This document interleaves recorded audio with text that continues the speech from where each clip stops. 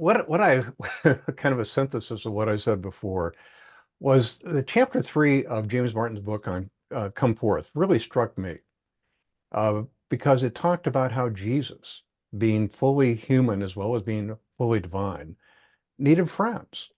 Very important for him to have friends. And Lazarus and Mary and Martha were his friends. And I just never really thought of it from that perspective before. Here's a little quote uh, where Martin synthesizes that, and he talks about how their house was a support station, and Jesus must have been to their place in Bethany many, many times before chapter 11, where Jesus raises Lazarus. And that caused me to think, and it caused Martin to think and write beautifully about the fact that they must have had a long-standing and very deep relationship before Jesus raised Lazarus. And I wanted to talk a little bit about that and some other evidence that we find in the Gospels and other materials about this kind of relationship.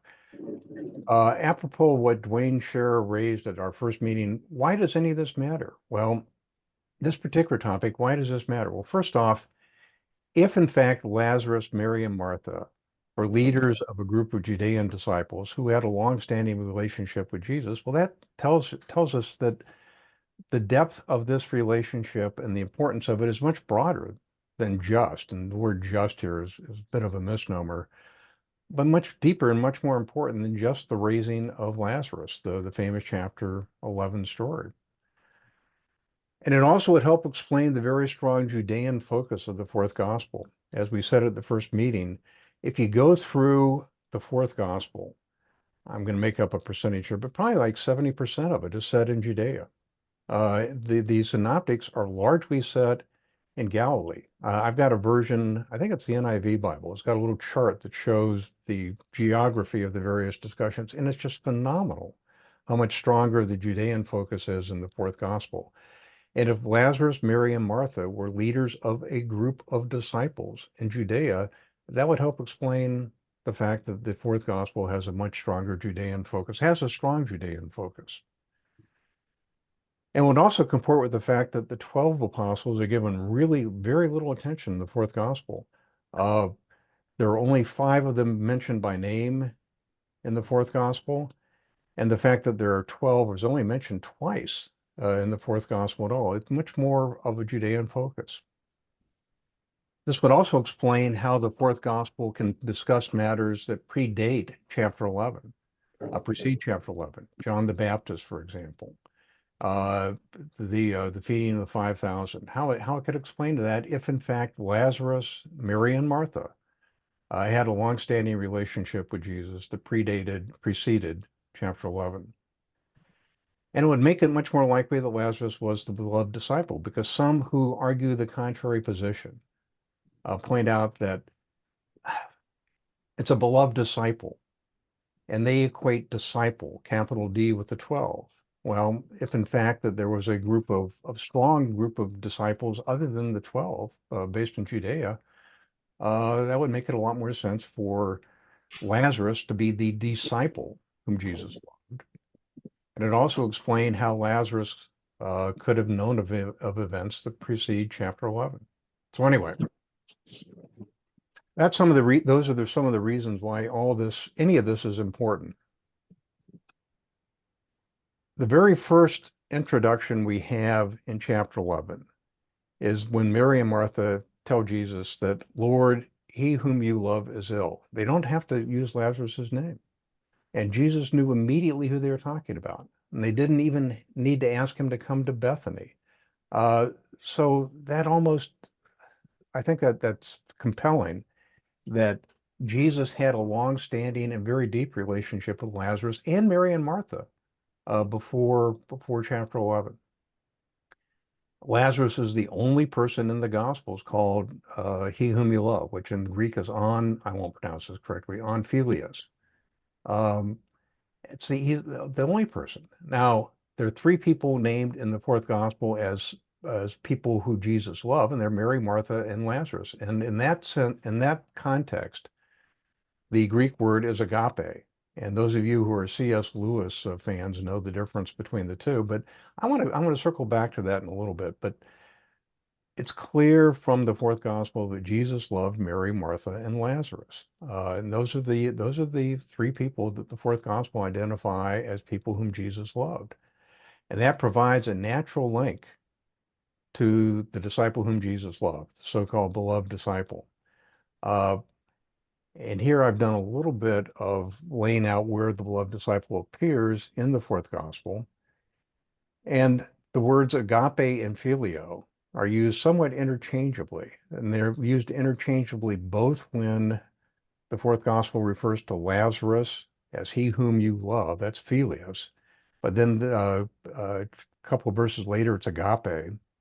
And when they just refer to the disciple whom Jesus loved, it switches back and forth between filio and agape. And most of the scholars think there's not a whole lot of significance to whether it's agape or filio. A couple of scholars actually think it does make a difference, but in any event, the fourth gospel uses both words to describe Lazarus and the disciple whom Jesus loved, used both agape and filio.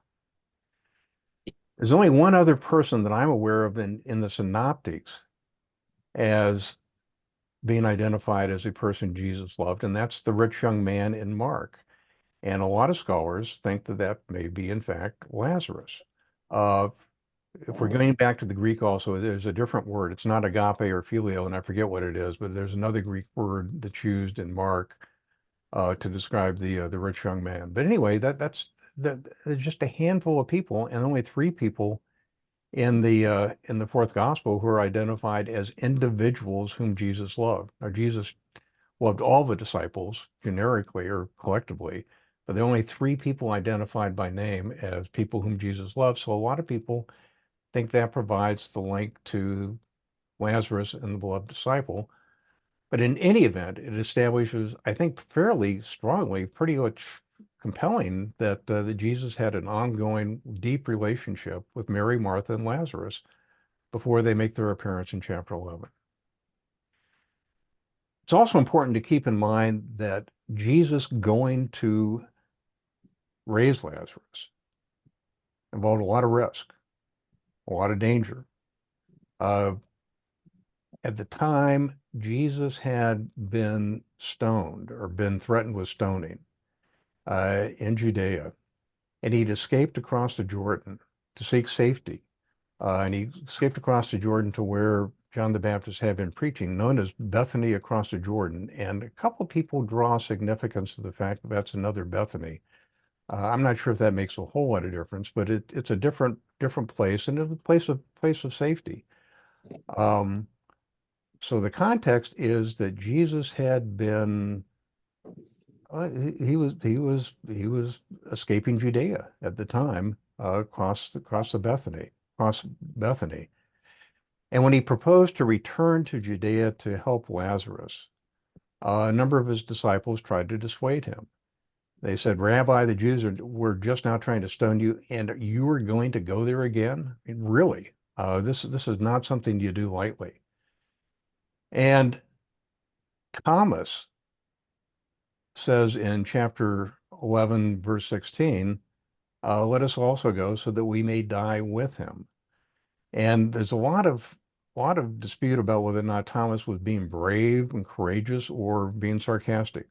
Uh, James Martin takes the view that he's probably being sarcastic. In any event, chapter 11 does not mention that any of the 12 went with Jesus to Bethany to help raise Lazarus or deal with the situation. But I, the real point here is that in any event, Jesus must have really, really, really loved Lazarus and Mary and Martha because this was a pretty major step to go to Bethany, to a place of real danger where he'd almost gotten killed before, in order to deal with the situation. And it wasn't his hour yet. Wasn't quite his hour yet. Um, I want to spend just a few minutes about the concept of friend. And James, like I said, James Martin does, I think, a spectacular job of discussing this concept. And there are a number of other places in the text of the fourth gospel that elaborate on this concept of a friend for Jesus. When Jesus first got word that Lazarus was ill, he said, "Our friend." Lazarus has fallen asleep, but I'm going there to awaken him. So he uses the word friend, friend to describe Lazarus, and it's our friend. He's talking to the other disciples of the time. So the other disciples must also have known Lazarus. Um, and it sounds like he was on fairly equal footing with with the 12, at least according to this phraseology that Jesus used in verse 11. And later, there are two suppers that are discussed in the fourth gospel. And in what's probably the Last Supper, Jesus has this wonderful statement that no one has greater love, and this is the agape that's used here, than to lay down one's life for one's friends. And said, "You are my friends. I do not command you." He goes on to say, "But I've called you friends because I've made you know everything. You're no longer the servant. You're no longer servants. You're friends. You're on equal footing." And again, I found this to be just particularly beautiful, but also compelling. When Jesus calls Lazarus his friend, that is more than just a casual acquaintance. That is truly, truly significant. It's a relationship for which you will give up your life, and that's indeed exactly what Jesus does when he goes to Bethany to save Lazarus. It's the start. It's the start of the relationship that or the situation sets in motion the events that lead to Jesus's death. And Frederick Baltz, who's got a wonderful book on the beloved disciple, has this comment that the beloved disciple is the disciple for whom Jesus chose to die, and that was Lazarus.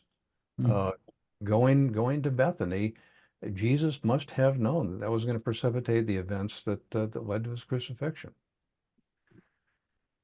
And Baltz even argues that when Jesus refers to Lazarus as his friend prior to any of the 12, that means that the other 12 were not promoted to being Jesus's friend until the Last Supper. That seems a little bit of a stretch to me, but in any event, I think the real point is that by referring to Lazarus as his friend, Jesus was making a really, really strong comment about the depth, the true depth of the love and the relationship, and it had to be long-standing. Um, Mary and Martha separately, Mary first and then Martha, confront Jesus when he arrives. And they say, Lord, identical language, Lord, if you had been here, my brother would not have died. That's the kind of blunt language that somebody uses with a close friend. It's not the kind of language that you would use if you were just being totally, if you were in the presence of someone who you do revere, but who you didn't have a long-standing, very close relationship. And it's somewhat similar to the language Martha used in Luke when she complains about Mary sitting at Jesus's feet and while Martha's off doing all the work. Again, a lot of the scholars, I think this hangs together, read into that the fact that Martha and Mary had a very, very close, long-standing relationship with Jesus. It just wasn't a one-off. A lot of other passages in chapter 11 of the fourth gospel that show the depth of Jesus's love and concern for Lazarus. The fact that Jesus wept, and it's phrased several times. And Martin makes the point that the Greek word for weep here actually also connotes some anger, with the fact that we can infer a lot of different things about that, but it was a very, very deep and long-standing relationship. And Jesus was so disturbed that a group of, quote, the Jews, which most people think mean Jewish leaders, had come to console Mary and Martha and said, see how he loved him. And just kind of a parenthetical here. That, a lot of scholars also say, is evidence of the fact that, or the fact of the likelihood that Lazarus was very well connected into the Jewish hierarchy. In fact, some people think that Lazarus may have been a priest, even a high priest. Uh, there's a list of the high priests during the first century, and two of them were named Lazarus. Or but I'm not sure how much you read into that because Lazarus was the third most common name at the time in Israel. But in any event, he may have been very highly connected. In any event, when he died, a group of Jewish leaders came to console Mary and Martha, and they just noted just how much Jesus loved Lazarus. Um, there's one other parenthetical about the comment that Lazarus was a priest. One of the late second century pieces of evidence about who wrote the fourth gospel is a letter written by Polycrates, if I pronounce that correctly. He was the bishop of Ephesus, and he wrote it to the Pope, Pope Victor. And he referred to the author of the fourth gospel as John, which is part of the reason why people think it was written by John, son of Zebedee. Uh, but he said John wore the garments of the high priest. And so some people think that he used the word, he got the name wrong, or maybe the author was a guy named John. But some people also think that, well, maybe this is a sign that the author was a high priest and maybe that was Lazarus. But that's all pretty speculative. In any event, Lazarus was both deeply loved by Jesus and had a long-standing relationship, and apparently was pretty well connected with the Jewish authorities. Fairly a wealthy person, too. Raising Lazarus was the straw that broke the camel's back. And many of the Jews who had come to console Mary and Martha believed in Jesus when they saw that. But some reported to the Pharisees what had happened. And that resulted in a meeting in the Sanhedrin. And they bemoaned the fact that if they let this continue, everyone's going to believe in him, and the Romans will come and destroy our holy place and our nation. So the wheels are in motion for the end. And Caiaphas at the time said, it's better to have one man die for the people than to have the whole nation destroyed. So from that day on, they planned to put him to death. And this is in the context of raising Lazarus. Jumping ahead a bit, at the Inquisition before Caiaphas, there's a reference back to the raising of Lazarus. People remember Caiaphas's statement before. So again, this is part of the tie that many people think leads to the conclusion that Lazarus was the beloved disciple. All right, after raising Lazarus, there's a meal in chapter 12, and this is 6 days before Passover. Jesus came to Bethany again, to the home of Lazarus, whom he had raised from the dead. There they gave a dinner for Jesus. Martha served, and Lazarus was one at the table with them. And this is the dinner where Mary took a pound of costly perfume made of nard and anointed Jesus' feet. That's one of the indicia that this family was not impoverished. Uh, the pound of nard probably cost a year's wages at the time. And Judas reprimanded Mary for wasting a lot of money that could be used for the poor to anoint Jesus's feet. And there's a lot of symbolism, a lot of double references, double meanings here. There were indications that she's really preparing Jesus for his death. This is the kind of anointment, the kind of perfume that's used to prepare a body for that's died. But anyway, again, there's a dinner after Jesus has raised Lazarus and probably has gone somewhere else. He returns to Bethany. And so some of the scholars, Ben Witherington, for example, says that this is an indication, again, of the long-standing relationship Jesus had with his family. Um, this meal could have taken a significant period of time after the raising of Lazarus. And this is not a celebration of raising Lazarus. This is a dinner just to honor Jesus. Lazarus is there, Mary is there, Martha is there. And chapter 12 mentions that Jesus is at a dinner with Lazarus, who's reclining next to him. And that sets up the first appearance of the beloved disciple in chapter 13. But again, Witherington draws, I think, two important conclusions from this. First, it demonstrates just this ongoing relationship. Raising Lazarus and this dinner are just two of probably many, many times that Jesus visited this family in Bethany.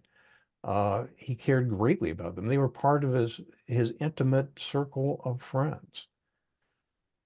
And secondly, the fact that Lazarus reclines with Jesus at this meal prepares us for the first appearance of the beloved disciple in chapter 13. There's a little quote from Ben Witherington which summarizes that. This meal, which clearly involved Lazarus, it's not the beloved disciple, it's Lazarus by name. It's a very important point. I hadn't focused on this until I started to dig into this. At the time of this meal, a great crowd assembled at Bethany, not only because of Jesus, but also to see Lazarus, to see Lazarus. And at this time, the chief priests decided to put Lazarus to death, since it was on account of him, account of Lazarus, that many of the Jews were deserting and believing in Jesus. And the next day is Palm Sunday. The next day is Palm Sunday.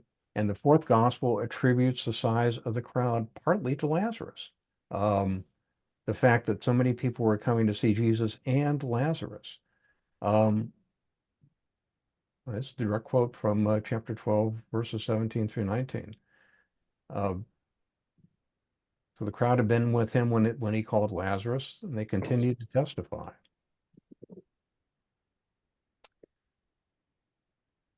As we try to figure out whether or not Lazarus is in fact the beloved disciple, it's interesting to reflect on the fact that chapter 12 is the last time that Lazarus is identified by name in the fourth gospel. And many scholars, and it seems right to me, say it's just not credible that he would suddenly disappear.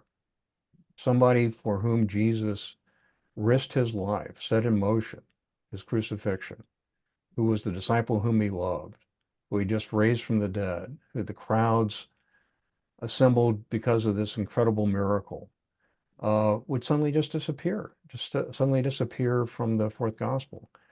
And moreover, Jesus had spent probably an incredible amount of time with Mary, Martha, and Lazarus, and returned to their homes in their home in Bethany many times. The crowds were demanding to see Lazarus. The high priest had put a hit on Lazarus. And Lazarus was poised to play a truly significant role in what was to transpire, and it just doesn't make any sense that he would suddenly disappear. And one has to assume that after this event, Lazarus would want to stick to Jesus like glue. Um, and if Lazarus is the beloved disciple, which seems like there's a lot of evidence he was, would not be concerned about putting himself at risk by doing things like going into the courtyard of the high priest or standing at the foot of the cross while the 12 disciples hid. He's already died, already been raised from the dead. So Lazarus had the ability, courage, whatever you want to say, to put himself into positions that the beloved disciple put the beloved disciple into.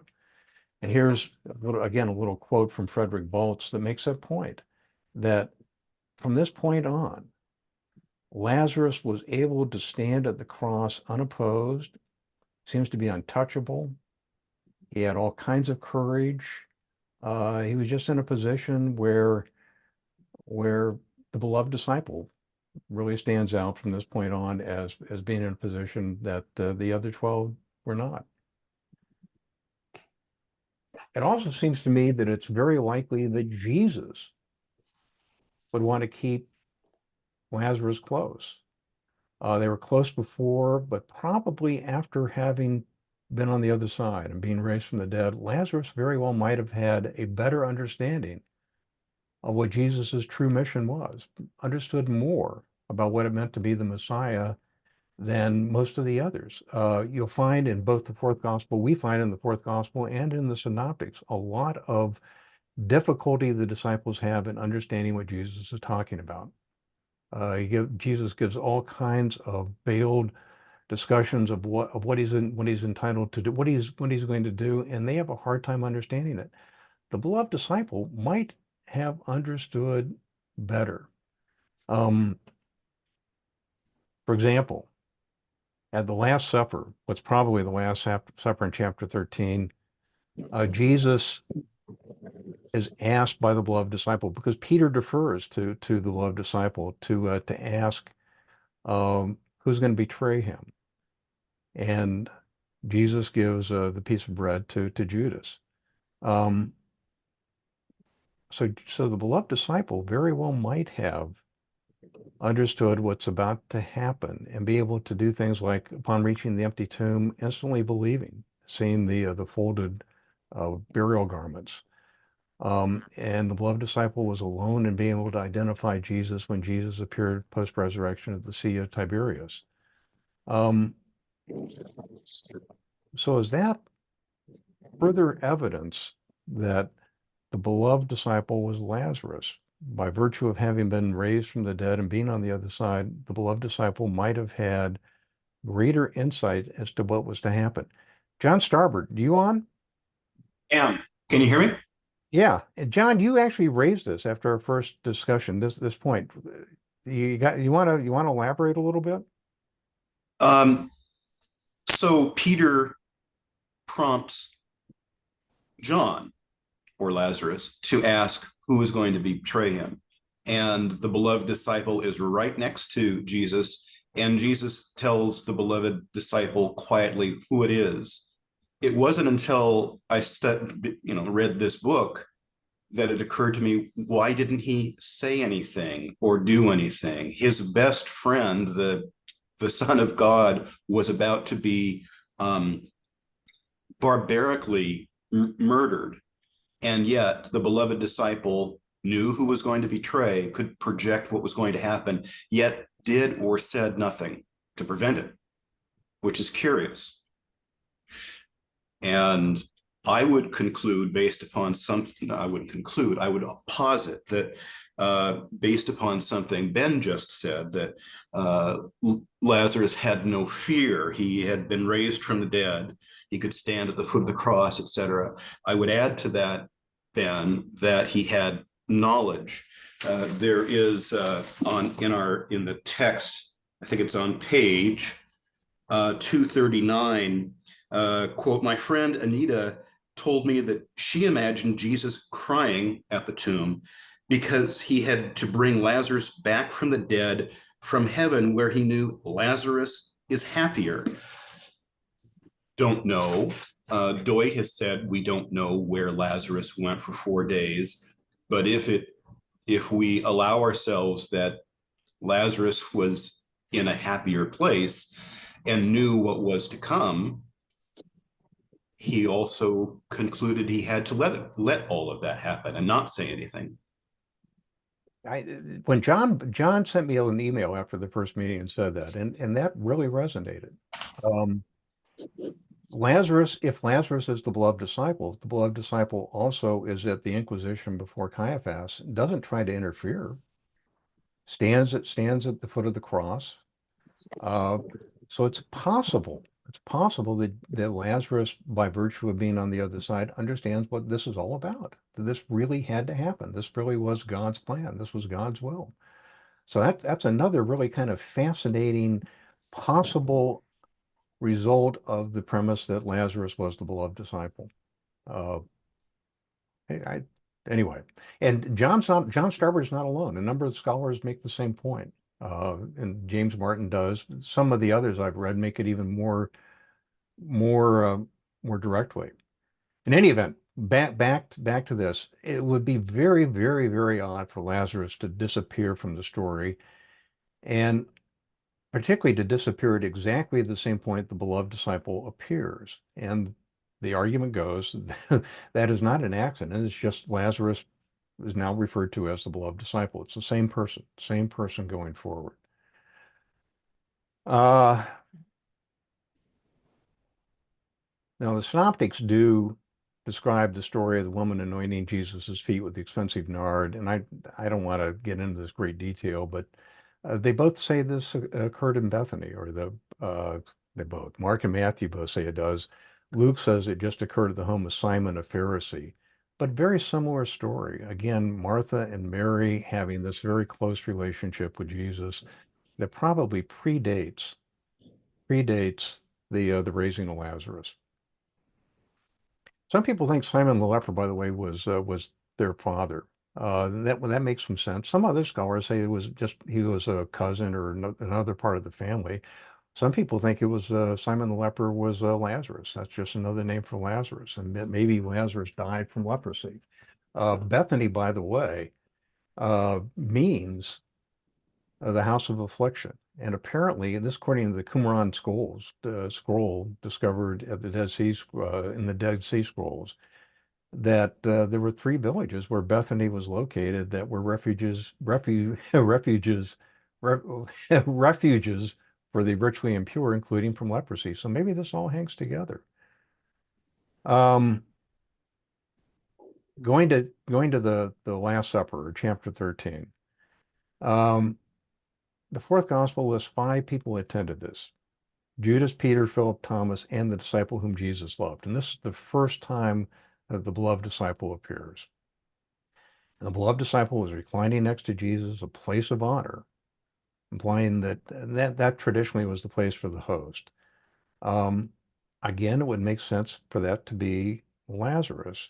Again, he's the disciple whom Jesus loved, according to earlier parts of in chapter 11 and chapter 12.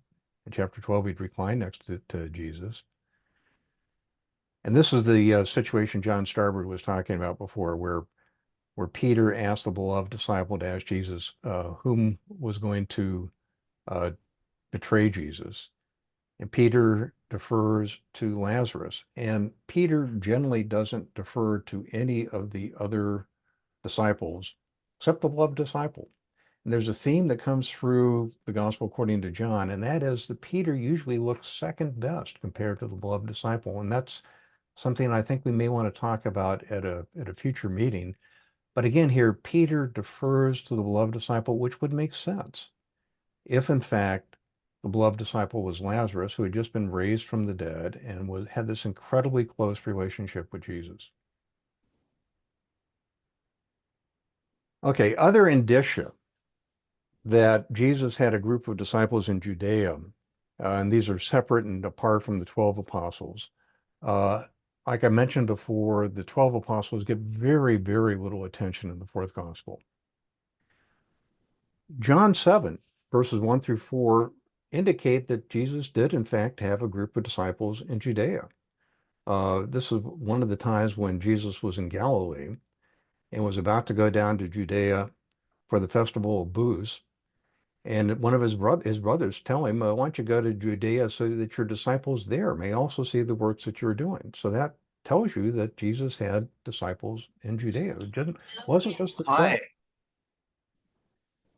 12. Joseph of Arimathea, also a Judean, is referred to as a disciple of Jesus. So again, there are disciples. There are disciples besides the 12, and they are including disciples in Judea. Um, and again, back in the very beginning of the Gospel of John, where John the Baptist is at Bethany, across the Jordan, uh, Jesus and his disciples went out into the Judean countryside and baptized. Again, a lot of activity in Judea. In John chapter 6, again, there are a lot of references to disciples besides the 12. Luke identifies 70 or perhaps 72 other disciples. And Acts, when they're trying to find a replacement for Judas, refers to other people who had been following Jesus from the beginning, from the first baptism by John.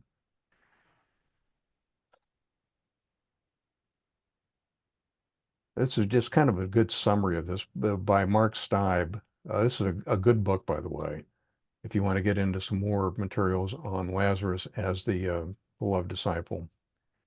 He just makes the point that probably in Judea there were there was a group of disciples, and Lazarus, Mary, and Martha were probably the leaders of that group. And a lot of scholars now call that the Johannine community, but they were probably the leaders of a group of disciples. All right, I want to go back a little bit earlier in time. Uh, Jesus' baptism by John the Baptist.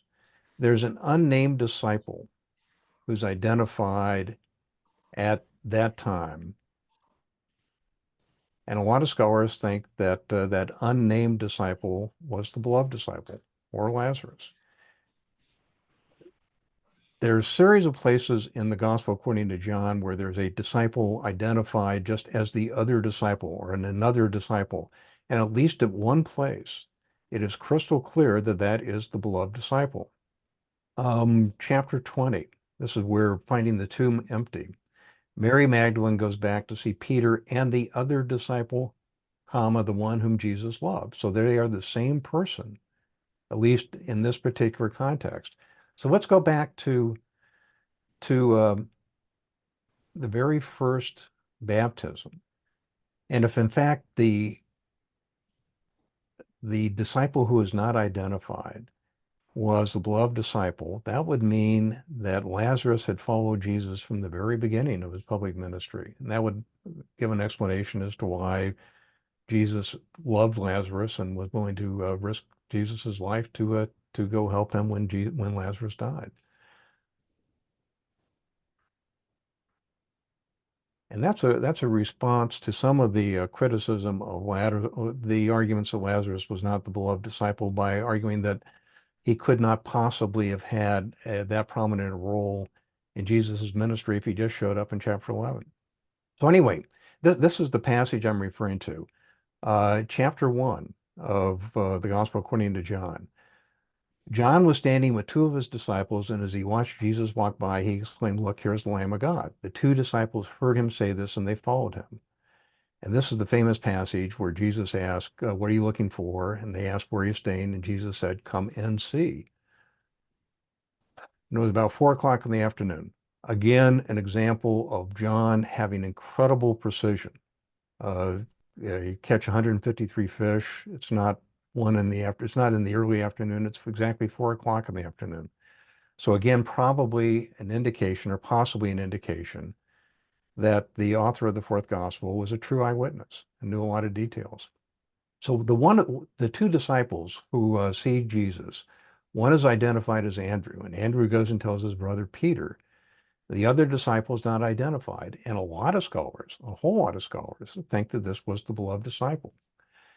And that's partly based upon some of the Greek phraseology that's used. And I'm not going to bore you with that partly because I don't really understand it. But if you follow through some of the Greek, in the Greek that's used when the beloved disciple is being described, they really line up nicely.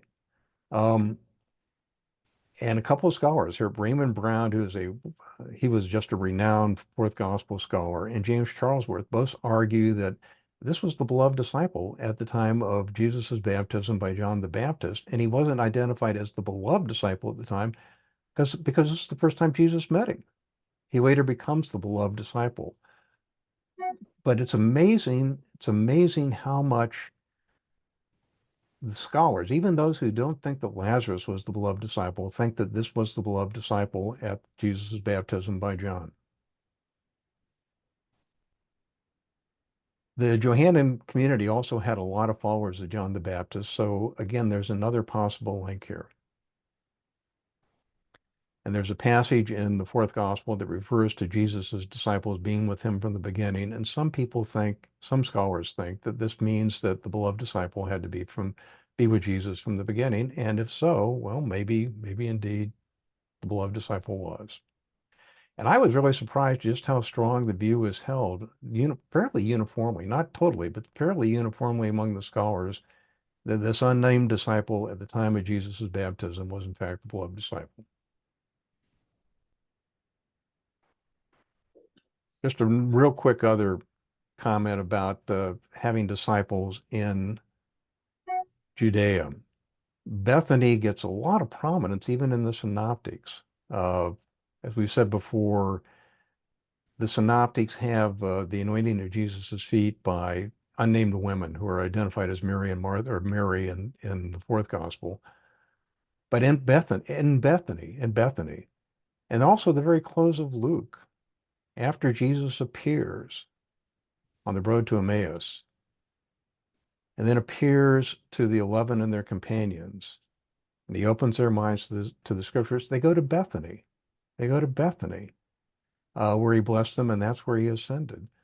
And some scholars think that it's significant again that Bethany is the site. That Bethany was a real center for a group of disciples based in Judea who were followers of Jesus. So again, just another little piece of evidence. Bottom line of all this, the reason we're going through this is I think that there's fairly strong evidence that Lazarus, Mary, and Martha, and let's give prominence to Mary and Martha, were leaders of a group of Judean disciples. And they had an importance far beyond just being characters in 2 chapters in the fourth gospel. And that explains the strong Judean focus of the fourth gospel, and explains the 2 to 3 year public ministry with an emphasis on events in Judea. It explains why the 12 apostles get fairly short shrift. Short shrift's probably not the right word, but it's just not the emphasis of the fourth gospel. And it explains how the beloved disciple can know about events that predate the appearance of the beloved disciple in chapters 11 and 13.